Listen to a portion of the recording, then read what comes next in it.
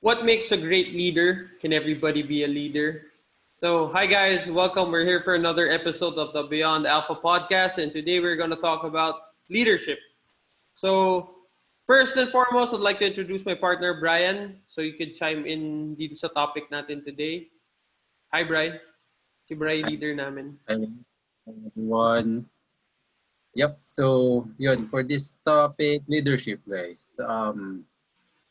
For me, straight to the point, ano ba definition ko ng leader? Leader for me is someone who takes responsibility pa rin. Babalik at babalik. Ako, personal definition ko, babalik at babalik ako doon.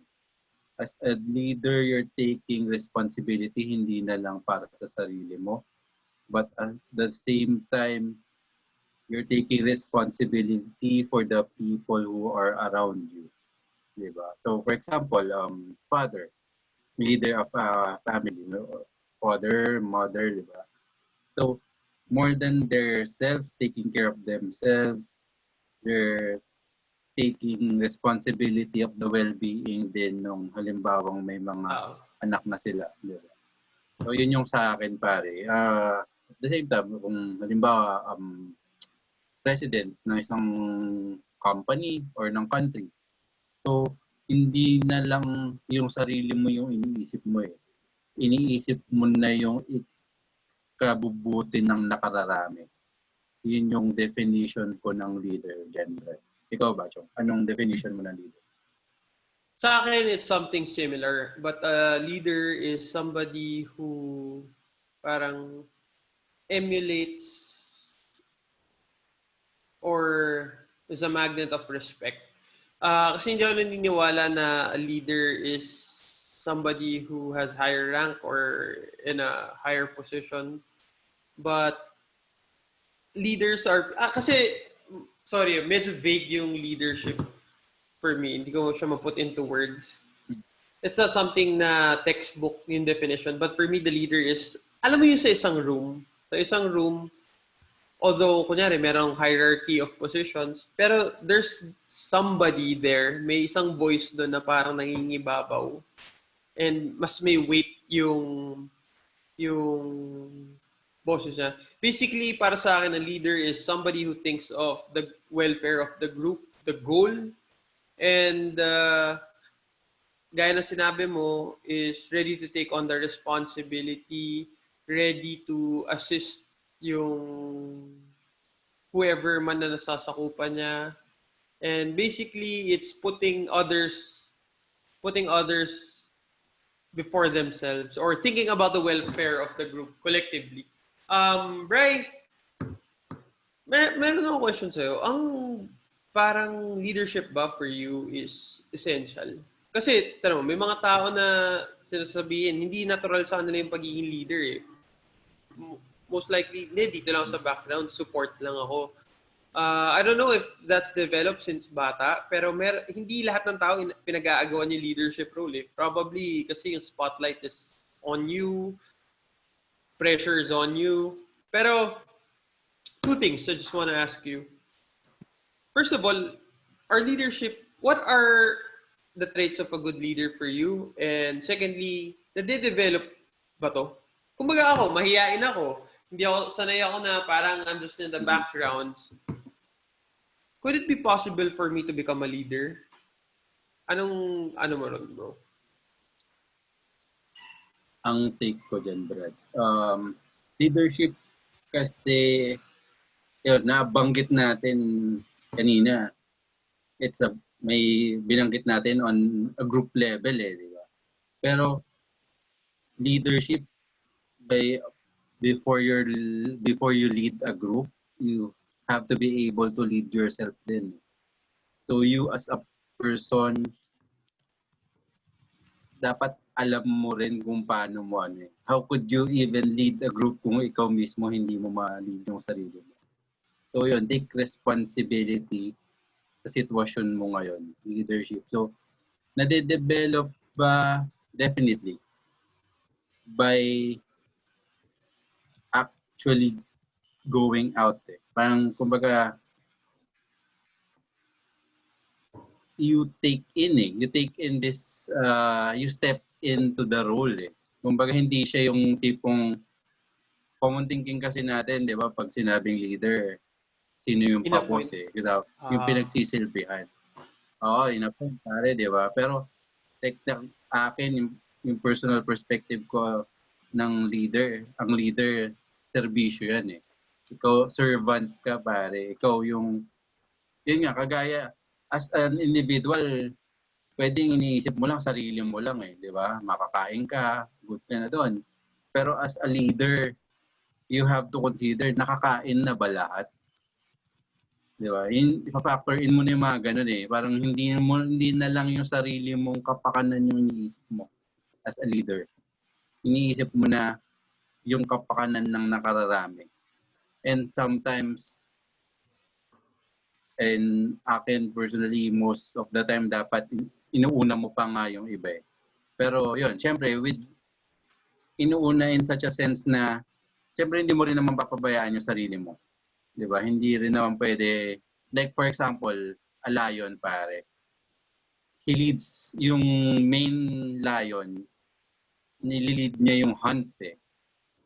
Pero at the same time, kailangan niya rin makakain, parang majority, lion share, di ba yung tinatawag ng lion share? Majority ng hunt, kailangan niya rin makain. Pero at the same time, dapat makakain din yung kabuuan ng pride, which is yung group of lions. So ganun eh, ganun din eh, na tipong you have to take care of yourself, pero at the same time, dapat na kukonsider mo rin yung well-being ng sa paligid mo, yung mga kasama mo. And yun, it starts with you eh. What is leading yourself ba? Leading yourself yung, yun, in relation to the previous topic na hinandle natin, leading yourself is, alam mo yung kailangan mong gawin. Halimbawa, yun nga, at our age, karamihan sa atin may nararamdaman ng mga mga sakit-sakit sa katawan, di ba? Kasuka-suhan, Legit yan. di ba? Pero, di ba? Pero, yung mga issues na nararamdaman natin, in reality, kung magpapakatotoo tayo, if we're going to be honest about it, tayo lang din may kasalanan yan eh. Nagpuyat tayo, sinobrahan natin yung pagkain, hindi naman natin, di ba? Alam naman natin eh, na masama. And sinosobrahan natin. So, yun eh. By knowing those things, taking responsibility, wala namang masama yung indulge once in a while sa mga simple pleasures na ganito eh. Pero you have to lead yourself in such a way na alam mo kung nasan yung limit mo and alam mo kung kailan ka natitigil. And alam mo kung ano yung dapat mong gawin at you're taking action to actually do those things. Yun yung take ko dyan, pare. So yun, sa akin, Brad. Sige, go, Chong. Ikaw muna. Sorry. Actually, gusto ko lang i-emphasize yung sinabi ni Brian that you have to lead yourself. Basically, isa to sa mga gusto ko i-mention about the topic. My question talaga really is, does everybody have to be a leader? Kailangan ba lahat tayo is leader? We have leadership skills? For me, ang sagot ko, oo. As what Brian mentioned is you have to be able to lead yourself. Ano yun? Parang pasimple natin para mabilis mo unawaan ng lahat. Ano ibig sabihin nun? You have to be able to lead yourself. Saan ako mag-a-apply? Anong posisyon na applyan ko? Anong work hahanapin ko? Anong career path tatahakin ko? You can't let other people choose itong mga bagay na to. Once na dumating ka sa certain age, certain experience, you have to be able to choose for yourself. Kasi there are a lot of people in this life na nagpa-follow lang ng directions, whether ng parents nila or ng friends nila. You just go with the flow. Pero ang pinakamahirap at pinakamasakit kasi dun, when you go with the flow and the flow goes against you, there's a lot of blame to pass on. Maraming finger pointing, I'm not this because of these people, sabi ni ganito, sabi ni ganyan, ito gawin ko. Yun pa lang, you did yourself a disservice. Yung what Brian was mentioning about leading yourself, it's very important. You may not probably be able to lead a group, but the minimum requirement of giving a successful life a shot for me would be the ability to lead yourself. You have to you have to be able to make your own decisions and follow through with yung decisions na yun. Uh, I can't stress it enough eh. Kasi maraming tao, they just live their lives kung ano yung sinabi sa kanila eh. What other people told them to do, ginagawa lang nila, ulit-ulit, without question. Um, I don't think you'll be able to reach your full potential doon. So, it's very important to develop yung leadership skills na na-mention ni Brian. Pero yun nga eh, a leader is somebody strong na kaya niya tumayo on his own feet. Yun yung parang minimum requirement ng leader. He has to have strength of character, alam mo yun, and baby steps. Gaya ng lahat ng pinag-uusapan natin dito, all developments, all personal developments start with baby steps and pinapalakas natin yung foundation. Brian, I have one last question for you. Who are the leaders you have met in your life and parang hindi lang sa work pero kahit saan na na-encounter mo or even if hindi mo na-encounter, probably sinusundan mong mga tao, pinapakinggan mo. So my question is, who are the people you consider leaders na na-meet mo na sa buhay mo, whether personal or just reading or listening to them? And for me, and a follow-up question is, what makes them a good leader or what makes them a leader in your eyes? Sa akin, sa pagkakatanong mo, ang nag-pop up sa isip ko kagad is Elon Musk and Jeff Bezos. Again, babalik dun sa point na yung leadership nila nag-umpisa sa kanila eh. Parang they have this vision, they have this na most probably sila lang nakakakita, di ba? Sila na kanya-kanya na sila. Pero they were able to lead themselves to actually take action on those visions na nakikita nila. And by doing those actions, nilid nila yung sarili nila, di ba? They were able to get the buy-in of other people to follow them, to join them dun sa journey na ginagawa nila. So yun yung sa akin, straight up answer. Ikaw ba, Chong? Sino yung, hindi yung tatanong ko sa'yo sino yung, who would you consider na great leader and bakit din? Great leader, obviously, there are a lot yung mga na-mention mo. Pero siguro ako, I would answer in a more personal parang context. Sa akin personally, yung college friend ko was a very good leader for me. Up until now nga ano yun up until now, he leads me in certain ways Kasi dati, he was always the project lead kung may stuff kami sa school. Pag may projects kami outside, siya yung nagli-lead. Yung mga companies na natayo namin, siya yung nagli-lead. Hanggang sa ngayon, he went his own way and kinakausap ko pa rin siya. Yung college friend ko, guys, his name is Lyle. Para sa akin, he's a great leader kasi yung leader, for me, kailangan niya ng vision na kahit nobody agrees with him, kahit people don't share the same vision or accept yung parang idea niya, kaya niya i-blaze yung trail mag-isa Like what Brian mentioned regarding Elon Musk and Jeff Bezos, they blazed a trail for a lot of people to follow. Sa akin, yung friend ko, he did that for me and in some ways, ginagawa pa rin niya for me ngayon. Pero, one very important trait para sa akin is whenever a leader blazes the trail, there's a tendency na maiwan behind yung ibang tao.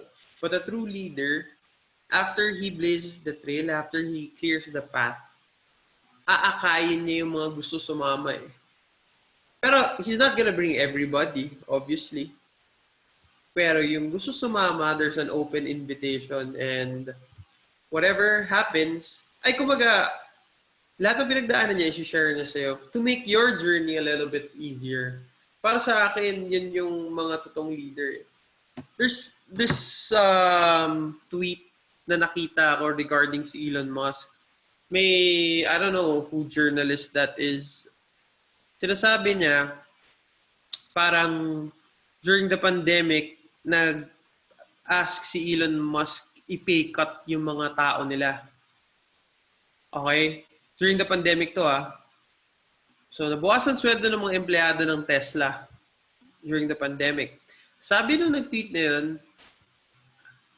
binawasan yung sweldo ng mga tao tapos yung stock ng Tesla nag-skyrocket. Elon Musk is parang madaya siyang employer or wala siyang pakialam sa mga tao. Kapitalista lang siya. Parang ganon. The thing with Elon Musk is medyo pumapatol yan. Ang kakaiba doon, sinabi niya, lahat ng Tesla employees have stocks. So, meron silang, they grew with the company. Gets mo? Yeah, they did take a pay cut para siguro sa payroll nila. Pero what they fail to understand is may shares ang employee ng Tesla eh. So nobody's left behind, 'di ba? Nag-grow yung company and the people are gonna grow with him. For me, yun yung mark ng totoong leader. And a good one at that is hindi ko kayo bibit-bitin, but andito ako. I'll be the guide. Sundan nyo lang kung gusto nyo. Yun para sa akin, yung great leader, and si Lyle was my example of a great leader. Anything else, Bri? So that we could close itong discussion na to. Ano lang follow-up question. Okay. Do you think kailangan ba ng title to be a leader? Anong take mo doon? Ako, hindi. Kasi even if may hierarchy, for example, in a room or in an organization, even if may hierarchy ng title, if you're part of that group, you'll know who's the real leader. Gets mo? I don't think title na nagde-determine nun. Halimbawa, kunyari, sa isang company, maliit na company, yung amo mo or yung boss yung lahat, sinasabi niya, okay, work, extended hours, etc., etc., kailangan natin overtime. Then, meron kayong katrabaho, team leader nyo, halimbawa, tapos parang nilalatag niya is better or concrete plan, ina-uplift niya yung mga tao. Doon pa lang eh. We have a boss, oo. But, is he our leader? I don't think so. Diba? So, yung leadership for me, hindi siya titles eh. Even the simplest people can lead by example. Yun nga yung parang pinaka-basic. They can lead by example. So, sa akin, it's a no, bro. Ikaw, ano sa'yo nun? Same thing, pare. Hindi kailangan. Kumbaga, you could lead in your own ways. Eh. And, yun, simpleng halimbawa. Ito, naisip ko ngayon lang, pre. Na halimbawa, sa bagay na alam mo na mas knowledgeable ka. Halimbawa, nag-Dota tayo. Tagal ko hindi naglaro. So, sa'yo, magtatanong, you're leading me towards that game kasi mas ikaw yung may current experience. So, same thing with other things. Kung ano yung kumbaga, mas alam mo or mas gamay mo, pwede kang mag-lead on that thing. Some people could follow you dun sa mga bagay na in a way may conviction ka or in nga, alam mo na kaya mong gawin. So, it doesn't have to be titles ngayon, lalo ngayon, I don't think Applicable pa halos wala, diba? Halos wala ng bearing yung titles eh. Na tipong, yun, kung ikaw yung makakagawa ng resulta, it doesn't have naman to be na sasapawan mo eh. More of, wala, you lead in your own way. 'Di ba? Kung may title ka, kung hindi mo rin naman, halimbawa, inassign ka, tapos hindi mo rin naman parang pabos ka lang masyado or wala kang nagpapabos ka lang, 'di ba? Gusto mo ikaw yung parang report kayo sa ganyan, 'di ba? Kung hindi mo rin nagiging yung respect nung mga kasamahan mo dun sa team, pointless na may title ka. I'd rather have the respect ng mga tao and yung confidence nila towards me na magawa namin together yung kailangang ma-accomplish na task rather than have a title na yun, title lang, it's just title, walang bearing. Yun yung take ko dyan, pre. Yun. And before we close out, pare, last question. Pagtatanong kita, isang top of mind na essential skill ng leader, anong naisip mo? Resourcefulness para sa akin. Para skill kasi kung in terms of character or characteristics, marami. Pero para sa akin, practical skill, pinaka-importante is I can't pinpoint one specific, pero resourcefulness yung masasabi ko. Kasi most of the time, kaya nagkakaroon ng leader or in any organization may hurdles na darating. Yung leader will be the light or be a guide. Like, work-wise, simple. Sa mga tao nag-office dyan, I'm pretty sure yung mga boss nyo or sino yung mga lead nyo, kung talagang leader sila is they find ways. They find ways how to get the job done.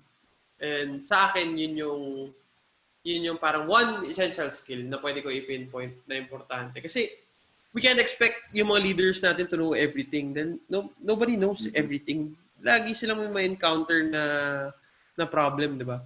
Pero para sa akin, importante is, uy, paano to? Hirap. Hindi, yung isang totoong leader, hindi ganun sasabihin. It's more of gonna be, okay, so this is the problem. What do we have to do? Okay, baka pwede natin gawin to or hanap ako ng ganyan. Alam mo yun? It doesn't stop with the problem.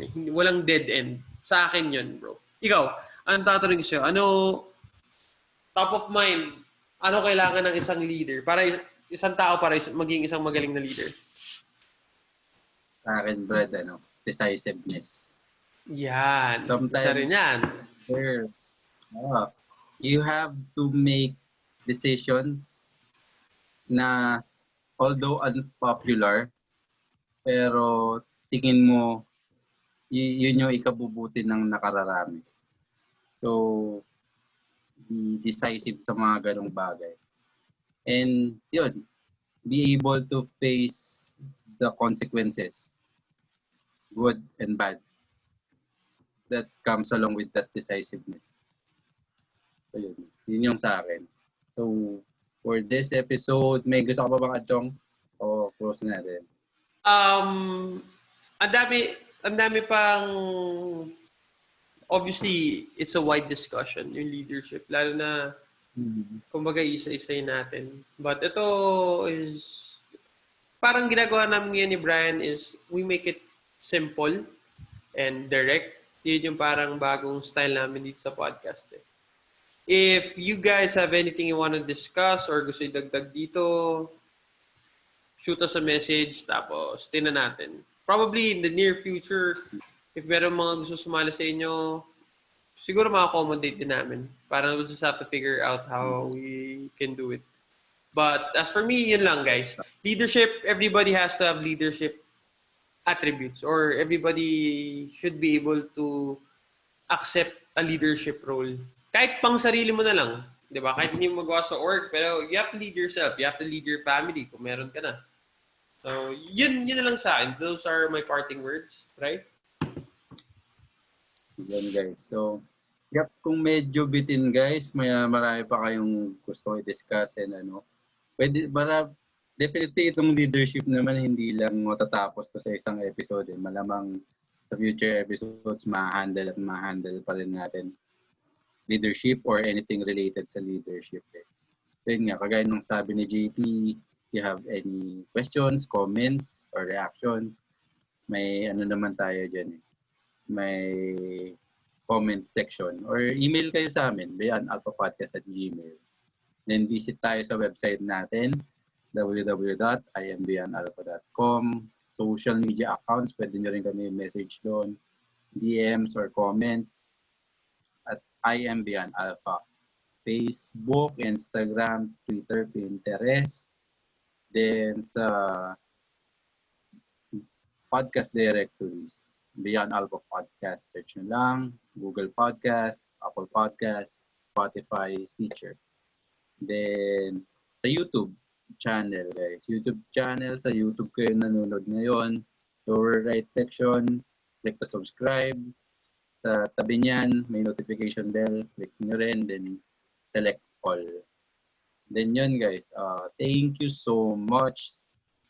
And I hope kung trip nyo yung bagong format namin, parang we like it. So, let us know, guys, kung ano. And thank you so much. See you next episode.